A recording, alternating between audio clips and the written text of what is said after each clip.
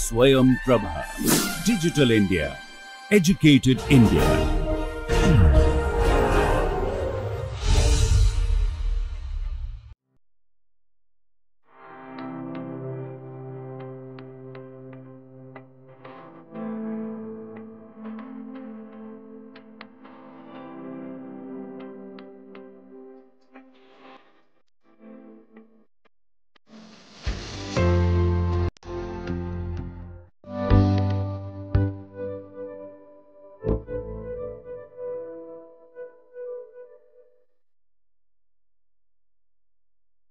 আগের ক্লাসটাতে আমরা দেখলাম যে আমরা লিগ্যান্ড ডিসোসিয়েশন রিঅ্যাকশন নিয়ে ডিটেলে আলোচনা করছিলাম, বা লিগ্যান্ড অ্যাডিশন যেটাই বলো না কেন। এবার সেই লিগ্যান্ড সাবস্টিটিউশন রিঅ্যাকশনের ক্ষেত্রে আমরা দেখেছি যে দু ধরনের পাথওয়ে হয়, একটা হচ্ছে আমাদের অ্যাসোসিয়েটিভ পাথওয়ে, একটা ডিসোসিয়েটিভ পাথওয়ে।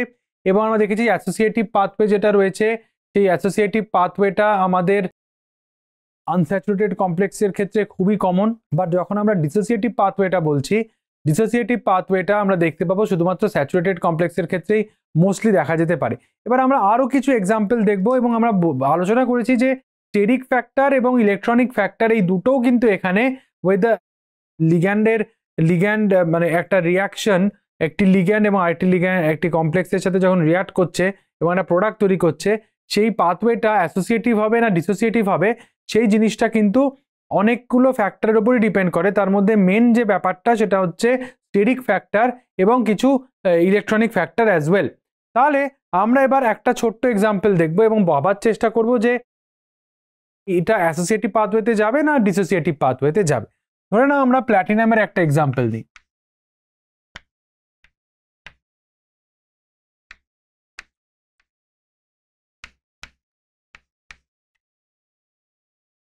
এবং এটাতে প্ল্যাটিনামের যে এক্সাম্পলটা আমরা আলোচনা করছি সেটা তুমি দেখতেই পাচ্ছ, এখানে প্ল্যাটিনাম অক্সিডেশন স্টেপ কত,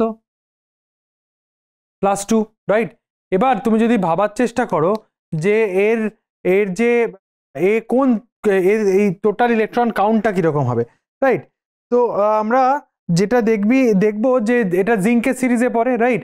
জিঙ্কের সিরিজে যদি পড়ে তাহলে জিঙ্ক প্যালাডিয়াম প্ল্যাটিনাম, তার মানে প্যালাডিয়াম +2 ইজ, সেখানে আমাদের কি ধরনের সমস্যা হচ্ছে, বা সেখানে আমাদের প্ল্যাটিনাম +2তে আমাদের কি ধরনের সিস্টেম আমরা ভাবতে পারি। এটা যখন আমরা ভাবছি তখন একটা জিনিস ভাবা উচিত যে আমার এখানে কি রয়েছে। এখানে আমার ব্যাপারটা হচ্ছে দুটো ভাবে একটা হতে পারে। এক হচ্ছে যে আমি দেখতে চাইছি যে Br মাইনাসের সাথে এর লিগ্যান্ড সাবস্টিটিউশন কিভাবে হয়। এক হয় ডাইরেক্টলি Br মাইনাস একদম ডাইরেক্টলি লিগ্যান্ড অ্যাডিশন হয়ে গেল, এটা একটা পসিবিলিটি রয়েছে। আরেকটা পসিবিলিটি রয়েছে যে ওটা সাবস্টিটিউশনের মধ্যে দিয়ে যাবে, ডিসোসিয়েশনের মধ্যে দিয়ে যাবে, মানে আগে আমার Cl মাইনাস বেরোবে তারপর আমার অ্যাসোসিয়েট করবে, রাইট। এটা হচ্ছে আরেকটা পদ্ধতি, রাইট। তো এখানে যে ব্যাপারটা রয়েছে যে এই যে প্ল্যাটিনামের dx² যে অরবিটাল রয়েছে সেটা কিন্তু কিছুটা হলেও পার্শিয়ালি ব্লক করে দিচ্ছে কোঅর্ডিনেশন এনভায়রনমেন্টটাকে, যাতে করে ইলেকট্রনসগুলো কিন্তু আমাদের সেই এমটি অরবিটালে কোনোভাবে না আসতে পারে, রাইট। এবং সেই ক্ষেত্রে যেটা সমস্যা হচ্ছে যে তাহলে যদি ওটা ব্লক করে দেয় তাহলে ব্রোমাইড কিন্তু ডিরেক্টলি অ্যাড হতে পারবে না, এবং সেই ক্ষেত্রে যেটা ঘটনা ঘটবে সেটা হচ্ছে যে আগে প্ল্যাটিনামের রেসপেক্টে আমাদের এই ক্লোরাইডটা ডিসোসিয়েট করে গেল এবং এই কমপ্লেক্সটা একটা প্লাস চার্জ থেকে যাবে, তারপর আমাদের হবে হচ্ছে ligand addition which is our bromide, তারপর আমাদের Br মাইনাস অ্যাড হয়ে গেল, হয়ে গিয়ে আমাদের যে প্রোডাক্টটা তৈরি করলো সেটা হচ্ছে এই প্রোডাক্টটি।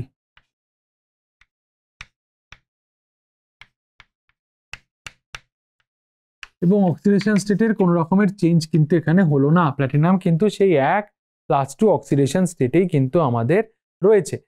তাহলে বুঝতে পারলাম আমরা যে পার্শিয়ালি যে আমাদের ফিল্ড স্পেশালি এক্সটেন্ডেড প্ল্যাটিনামের যে dz² অরবিটাল সেটা কিন্তু একটা ইলেকট্রনিক ব্লক হিসাবে ইউজ হলো। তাহলে field and spatially extended d square orbital used as an electronic lock.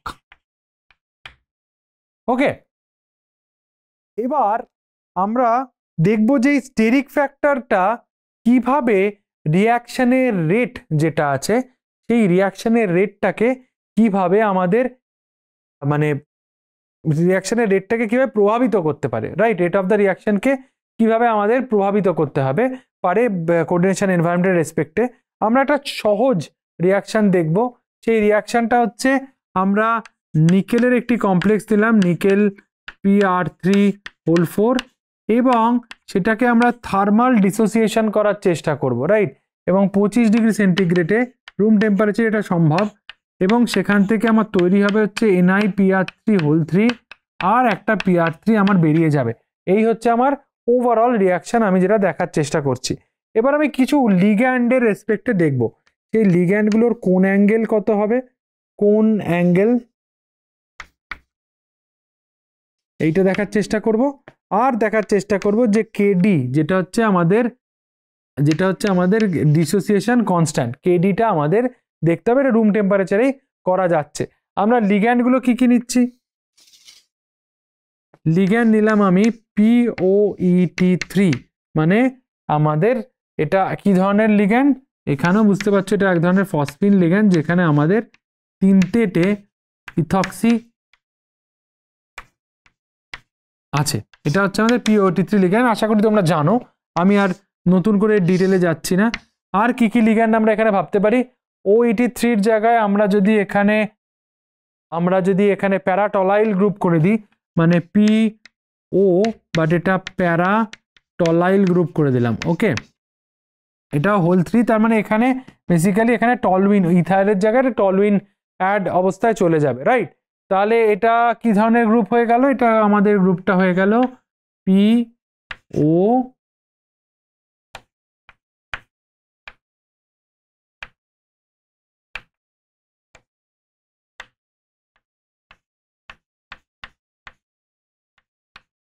এই টাইপের একটা গ্রুপ হয়ে গেল।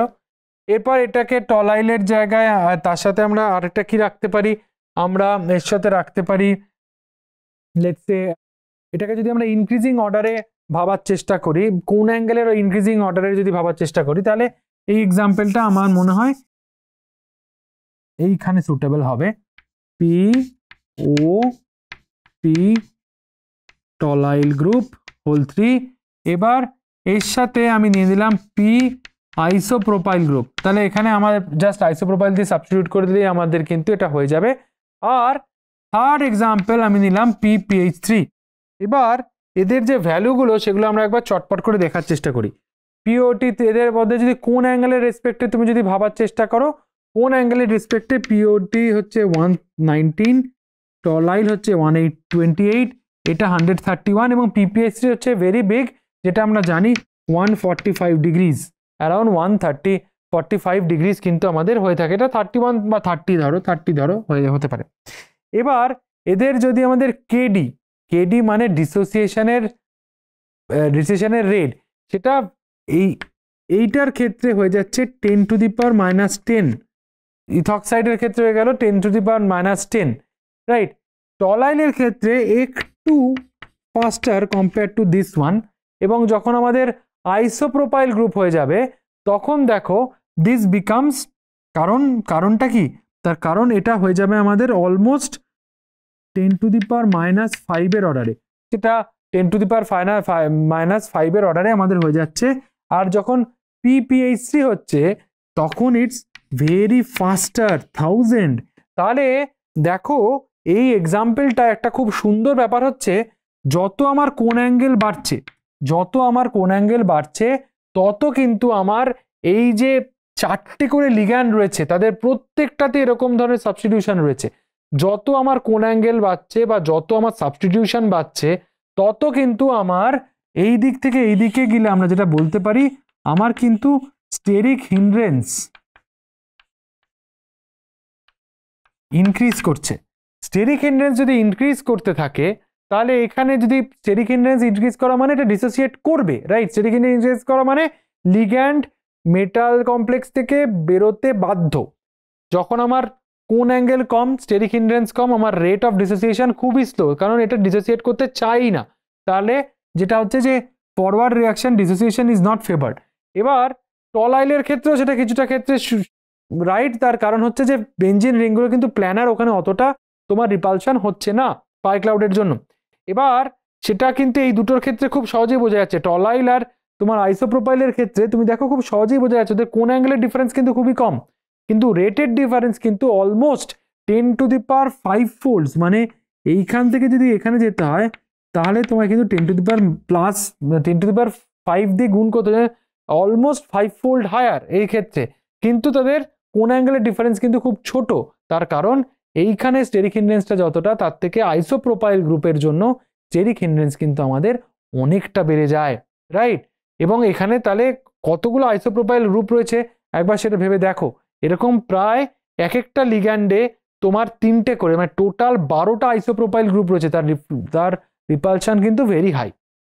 আর যখন PPH3 হয়ে যাবে তখন আমরা আগে নিকেলের এক্সাম্পল দেখেছিলাম যে PPH3 3টে PPH3 লিগ্যান্ডই থাকতে পারে না, এখানে আমরা দেখছি প্রায় 12টা PPH3 লিগ্যান্ডের কথা, তো সেটা তো থাকতেই চাইবে না, রাইট? তো লিটারালি আমরা দেখতে পাচ্ছি যে ইট ডাজেন্ট, এই ক্ষেত্রে স্পেশালি এই পার্টিকুলার ক্ষেত্রে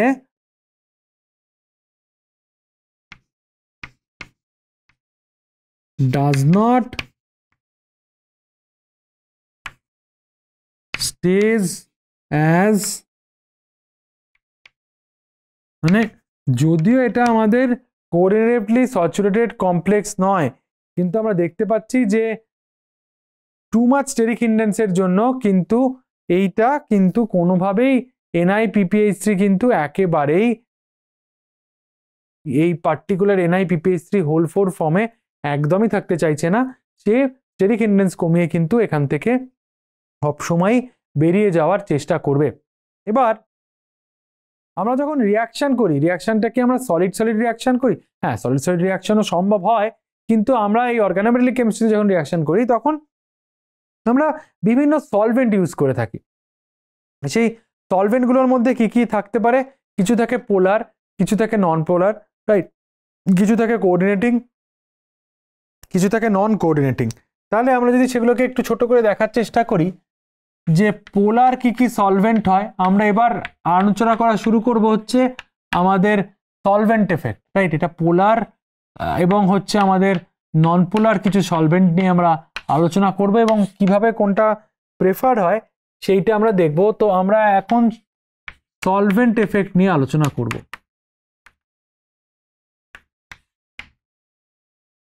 পোলার সলভেন্টের মধ্যে কে কে পড়ে? পোলার সলভেন্টের মধ্যে তুমি বলতেই পারো যে পোলারিটি ইন্ডেক্সের রেসপেক্টে আমরা ভাবতে পারি to some extent THF, tetrahydrofuran, right?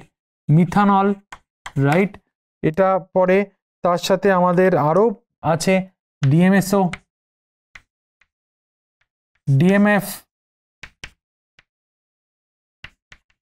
Dichloromethane and acetonitrile, এরা পড়ে। আর নন পোলার সলভেন্টের মধ্যে আমাদের কে কে পড়তে পারে? নন পোলার সলভেন্টের মধ্যে তুমি বলতে পারো হেক্সেন, পেন্টেন, টলুইন, এগুলো কিন্তু মোরলেস এই সলভেন্টগুলোর মধ্যেই ঘোরাফেরা করে আমাদের সব জিনিস। এদের মধ্যে আমরা দেখবো এদের মধ্যে কোঅর্ডিনেটিং কে কে, এখানে একটা অক্সিজেন আছে তাই তো, এই কোঅর্ডিনেটিং মিথানলের oxygen, coordinating DMSO, coordinating DMF also coordinating. এইটা অ্যাসিটোনাইট্রাইল পোলার অ্যান্ড কোঅর্ডিনেটিং, শুধু this is polar but non coordinating. এবার তোমাদের জন্য একটা প্রশ্ন দিয়ে রাখলাম, তোমরা বাড়িতে এটা চেষ্টা করবে। এটা তো DCM এর কথা বলছি, ডাইক্লোরোমিথেন। What about CH3? এটাকে কি বলা হয় থাকে? এটাকে বলা থাকে ক্লোরোফর্ম।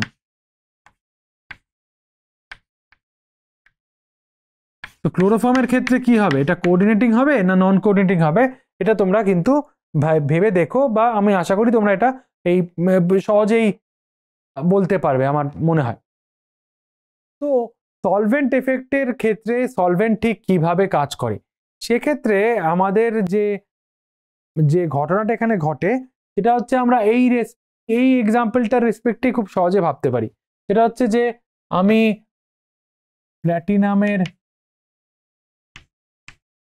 PPH3 কমপ্লেক্সটি নিলাম, রাইট, এবং আমি দেখলাম যে সেখানে আমার আগে ক্লোরাইড ডিসোসিয়েশন হয়ে গেল, হয়ে আমার তৈরি করলো হচ্ছে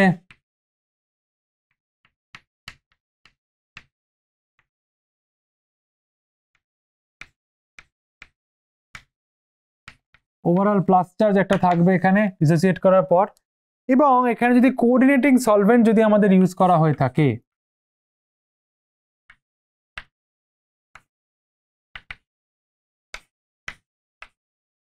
তাহলে এই সলভেন্টটি কিন্তু এইখানে কোঅর্ডিনেটিং সলভেন্ট যাতে লোন পেয়ার অফ ইলেকট্রন আছে যারা ডোনেট করতে পারে, এবং অ্যাটাক করে আমাদের যে কমপ্লেক্সটার কোনো রকমের চেঞ্জ কিন্তু সে করবে না, এবং এগুলো ল্যাবাইল এবং উইকলি বাইন্ডিং হয় সলভেন্ট, কারণ পরে যাতে অন্য কোনো লিগ্যান্ড এলে এইখানে কিন্তু যাতে কোনো রকমের সমস্যায় না পড়তে হয়, সে যাতে ইজিলি রিপ্লেস করতে পারে, রাইট। এইটা এরকম ভাবে এই স্টেপে যেতে পারে এবং আর দিয়ে এটাকে স্টেবিলাইজ করতে পারে। তো সলভেন্টের কোঅর্ডিনেটিং অ্যাবিলিটির ওপর ডিপেন্ড করে কিন্তু আমাদের দেখা যায় রিঅ্যাকশনস এর পাথওয়ে ডিপেন্ড করে। তাহলে depends on the coordinating capability of সলভেন্টের কোঅর্ডিনেটিং ক্যাপাবিলিটির উপর ডিপেন্ড করে কিন্তু আমরা এই এফেক্টগুলো এই ধরনের ঘটনা কিন্তু আমরা ইজিলি দেখতে পেতে পারি।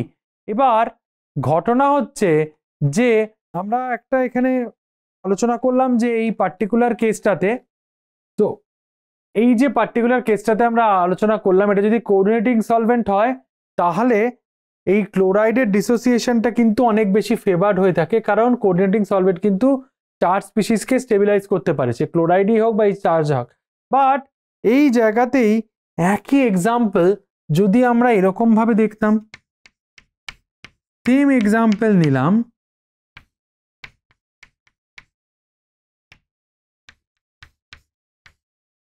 এবং আমরা ধরে নিলাম এটা একটা নন কোঅর্ডিনেটিং সলভেন্টে আছে,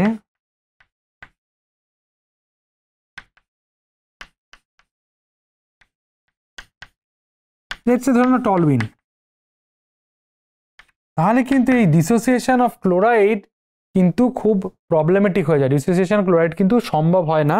মেবি সেক্ষেত্রে আমরা দেখতে পেতাম এরকম একটা ইন্টারমিডিয়েট তৈরি হতো,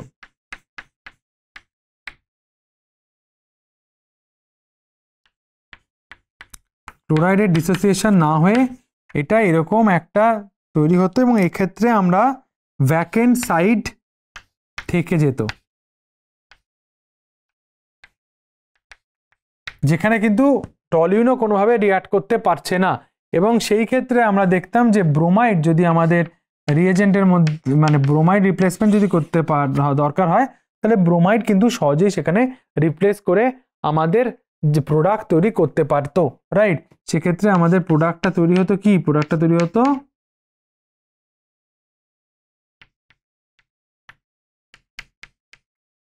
কারণ PPH3 কোনো চার্জ নেই, রাইট, হাইড্রোফোবিক ইন নেচার, তার জন্য নন কোঅর্ডিনেটিং সলভেন্টে আমরা নন কোঅর্ডিনেটিং সলভেন্ট এবং সেটা যদি নন পোলারও হয়, রাইট, নন কোঅর্ডিনেটিং সলভেন্ট বললে টলুইন বা এই ধরনের কিছু ক্ষেত্রে কিন্তু আমাদের এই ঘটনাটা নন কোঅর্ডিনেটিং সলভেন্ট এবং নন পোলারও যদি হয়, ধরে নাও এখানে এটা পোলার এবং নন পোলার নন কোঅর্ডিনেটিং সলভেন্টের মধ্যে পড়ে, তাহলে কিন্তু এই ধরনের প্রোডাক্ট আমাদের পেতে পারতাম। বাট যদি আমাদের শুধু নন কোঅর্ডিনেটিং সলভেন্ট মানে DCM এর ক্ষেত্রে হতো তাহলে কিন্তু একই পদ্ধতিতে যেত, কারণ DCM পোলার সলভেন্ট, ও কিন্তু বাইন্ড করবে না, বাট ও কিন্তু যে এই ক্লোরাইড ডিসোসিয়েশনকে কিন্তু অনেকটাই ফেভার করবে, তার কারণ ও ক্লোরাইডকে সহজে আমাদের স্টেবিলাইজ করতে পারতো, তাই তো। তাহলে এই ক্লাসটাতে আমরা আজকে দেখার চেষ্টা করলাম যে কি ধরনের বিষয় হতে পারে আমাদের লিগ্যান্ড সাবস্টিটিউশনের ক্ষেত্রে। সেক্ষেত্রে আমাদের স্টেরিক এফেক্টটা কি ধরনের রোল প্লে করে একটা পার্টিকুলার রিয়াকশনে, এবং সেই রিয়াকশনের যেটাকে আমাদের বলা হয় থাকে মানে রিয়াকশন মেকানিজমে কিভাবে স্টেরিক হিন্ড্রেন্স রোল প্লে করে সে বিষয়ে আলোচনা করলাম।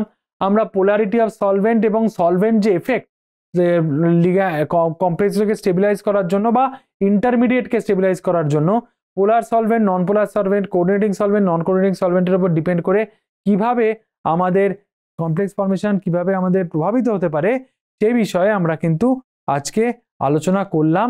এর পরের যে আলোচনাগুলো তা করব, সেটা পরের লেকচারটা পুরোপুরি আমরা আলোচনা করব হচ্ছে ট্রান্স এফেক্ট নিয়ে। সেখানে লিগ্যান্ডের যে ট্রান্স এফেক্ট সেটা কিভাবে অন্য লিগ্যান্ডের কোঅর্ডিনেশন এনভায়রনমেন্টকে প্রভাবিত করতে পারে, এবং কি ধরনের ট্রান্স এফেক্ট হয়, সিগমা বা পাই ট্রান্স এফেক্ট, সেই বিষয়েও কিন্তু আমরা ডিটেলে আলোচনা করব। ধন্যবাদ।